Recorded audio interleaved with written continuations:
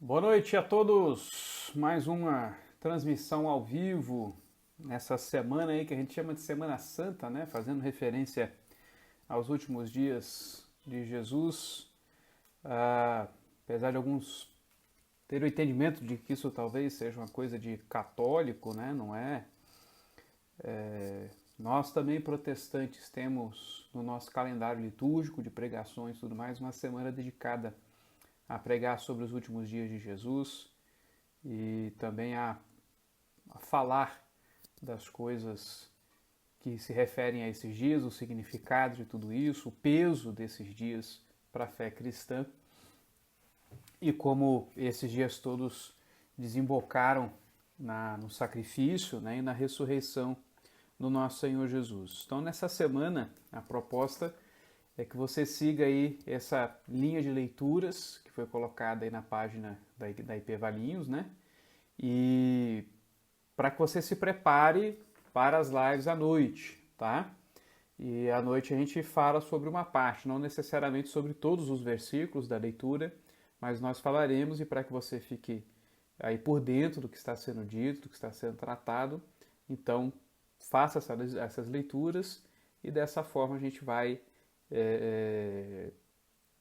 conseguir andar juntos, tá ok? Nas nossas transmissões ao vivo aqui nesses estudos, tá?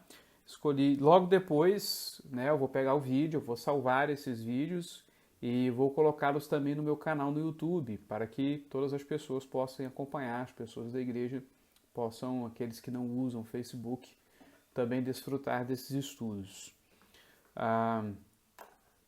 Peço sempre a atenção dos irmãos para que as leituras sejam feitas de fato, porque sem essas leituras, às vezes a gente pode falar de uma parte só do texto e o irmão não está acompanhando o raciocínio do texto porque não refrescou na memória com a leitura daquilo que foi pedido. Então faça essa leitura, busque se inteirar aí dos textos bíblicos para que na hora dos nossos estudos aqui você esteja bem inteirado aí de tudo que a gente está tratando e para nós vermos os ensinos, tentarmos entender melhor essas histórias que nós estamos vendo aí.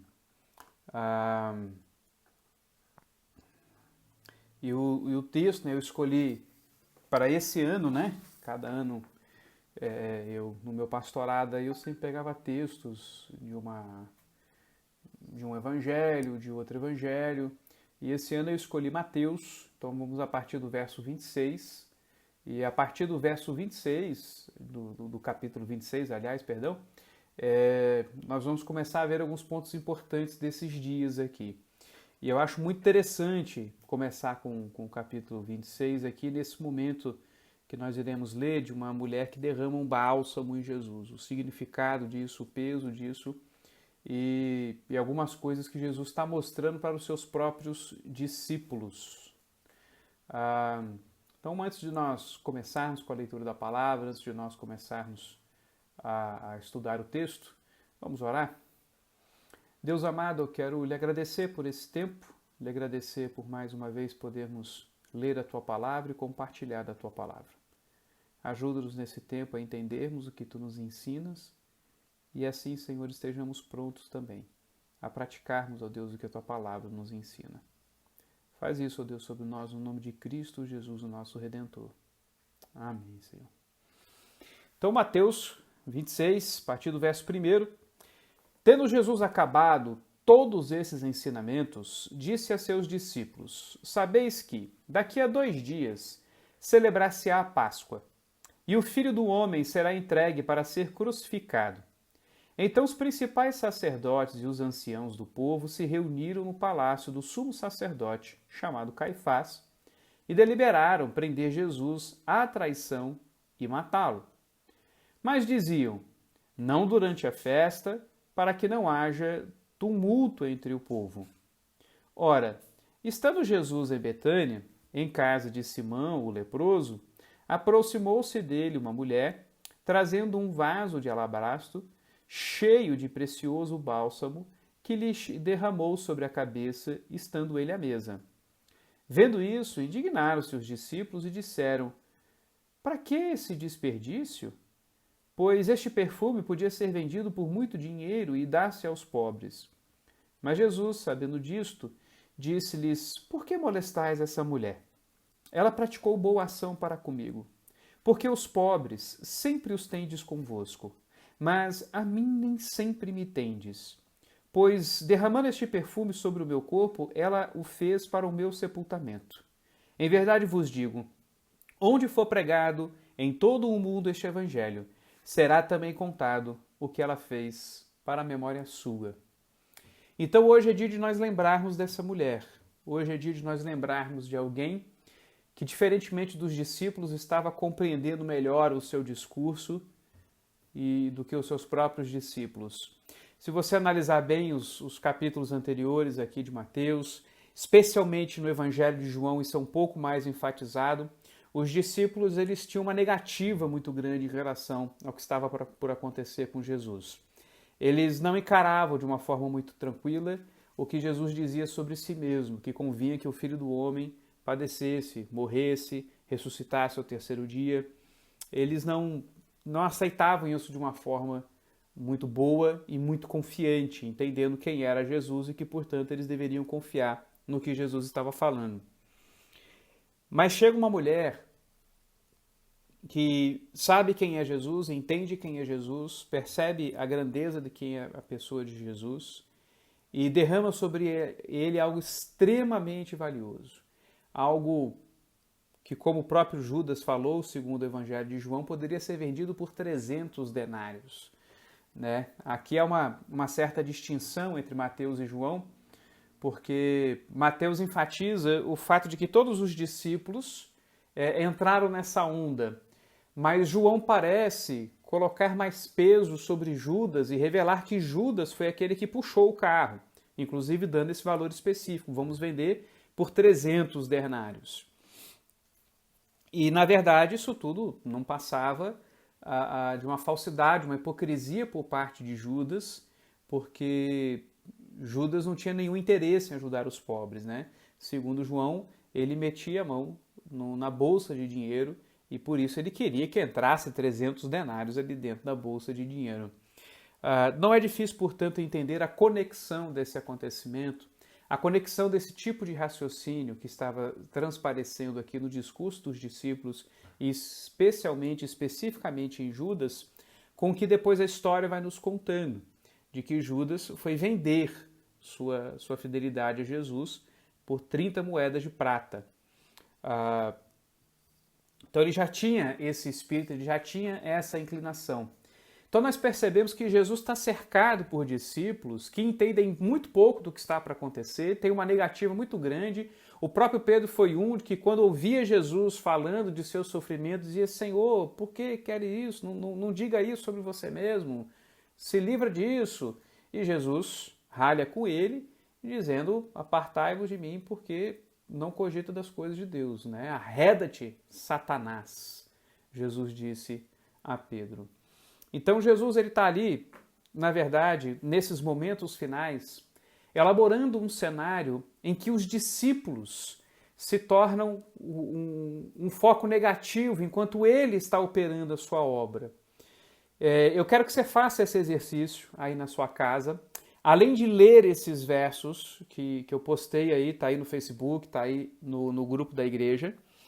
Se tiver alguma dificuldade para ler, pelo que eu vi ali ficou um pouco claro, eu posso enviar para você, posso colocar de novo aí no Face. Faça, além dessa leitura, a leitura dos capítulos finais do Evangelho de João, especialmente a partir do capítulo 14, quando Jesus começa a consolar os seus discípulos, dizendo: não se turbe o vosso coração. Jesus está trabalhando o coração dos discípulos, não porque ele tem a esperança de que os discípulos de repente vão se encher de coragem e ter uma resposta mais positiva em relação a tudo que está acontecendo. Mas o que Jesus está demonstrando, e ele constantemente fala no Evangelho de João, é que ele tem falado as coisas e ainda tem anunciado que eles, os discípulos, o trairiam, deixariam de lado e tudo mais, para que eles soubessem que Jesus já sabia que as coisas seriam assim. como quem diz, eu sei que eu não posso contar com vocês. Não depende de vocês, depende de mim. E é interessante que essa mulher, ela vai até Jesus, derramando algo valioso sobre Jesus, dando uma clara demonstração de entendimento sobre quem é Jesus, de aceitação da situação, a ponto que Jesus se diz, eu estou sendo preparado para o meu sepultamento. Deus usa essa mulher para fazer algo sobre Jesus, para que visualmente os discípulos entendam as coisas estão caminhando. O plano de Deus está acontecendo. E não é nenhum daqueles homens, não é nenhum daqueles que foram chamados para serem seus discípulos que estão auxiliando Jesus nisso. Quem está auxiliando Jesus nisso aqui é essa mulher que derrama esse perfume sobre Jesus. Jesus é ungido, Jesus ele é embalsamado por essa mulher e preparado para se assentar no seu trono, que é a cruz, e colocar a sua coroa, que é aquela coroa de espinhos. Então a mulher está preparando Jesus aqui, fazendo algo que os próprios discípulos não estavam compreendendo que era necessário fazer. Se prepararem para esse momento em que Jesus estaria ausente, já não estaria mais com eles. Um outro aspecto importante para compreendermos então é quando Jesus responde aos discípulos diante de que eles encararam de uma forma ruim o que aquela mulher estava falando. Jesus responde a eles, olha, por que a molestais? Ela praticou boa ação para comigo, porque os pobres sempre os tendes convosco, mas a mim nem sempre me tendes, pois derramando este perfume sobre o meu corpo, ela o fez para o meu sepultamento. Então Jesus deixa algo muito interessante aqui para nós, de sua primazia sobre nossas vidas, de que não há desculpas para que os discípulos estivessem ali bravos com aquela mulher, fazendo aquele tipo de questionamento. É como quem diz, vocês esqueceram quem eu sou? Vocês esqueceram que eu sou digno desse perfume? Vocês esqueceram que eu sou aquele que deveria receber todas essas coisas?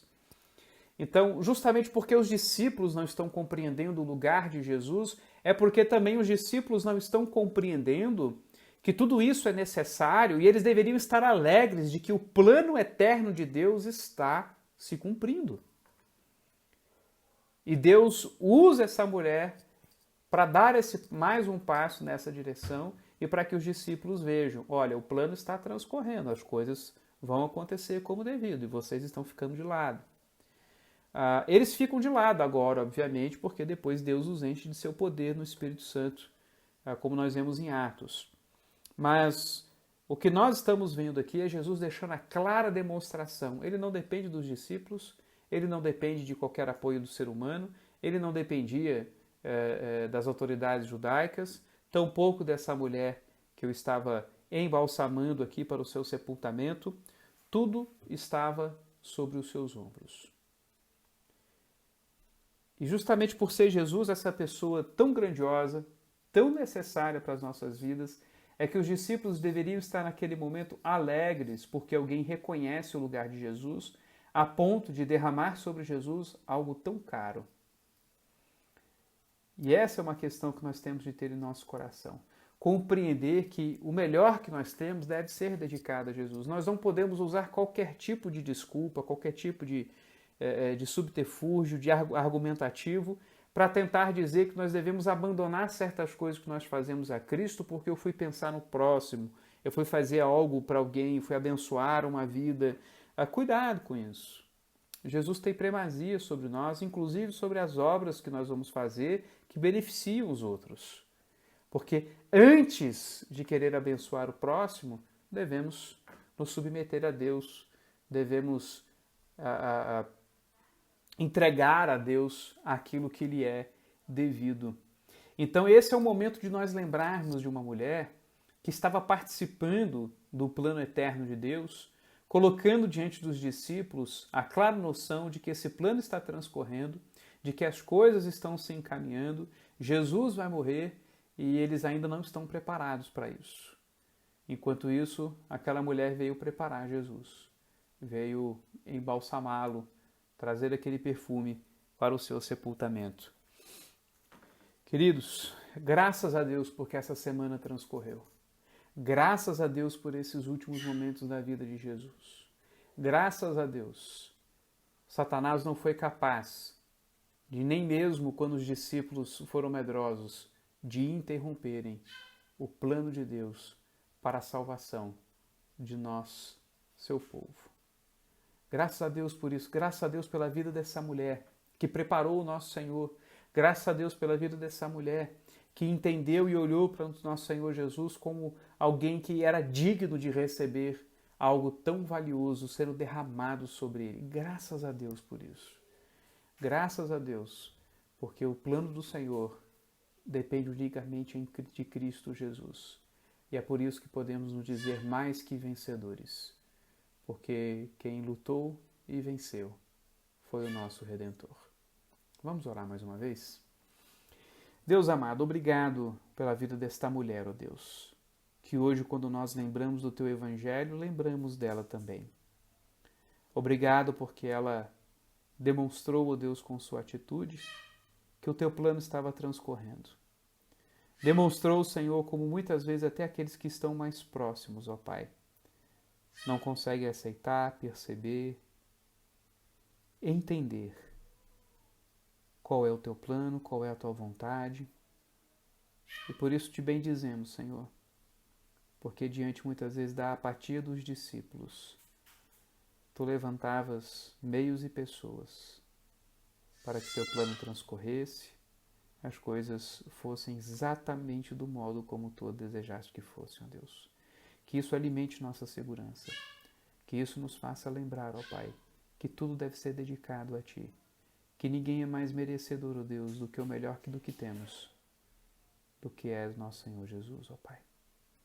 E é em nome dele que nós oramos. Amém. Queridos, obrigado por assistir aí comigo, por estar nesse momento aqui, singelo, simples, mas em que nós vamos desenvolver ao longo desses dias sobre os últimos dias de Jesus antes da sua crucificação. Deus te abençoe muito e obrigado mais uma vez por estar aqui comigo.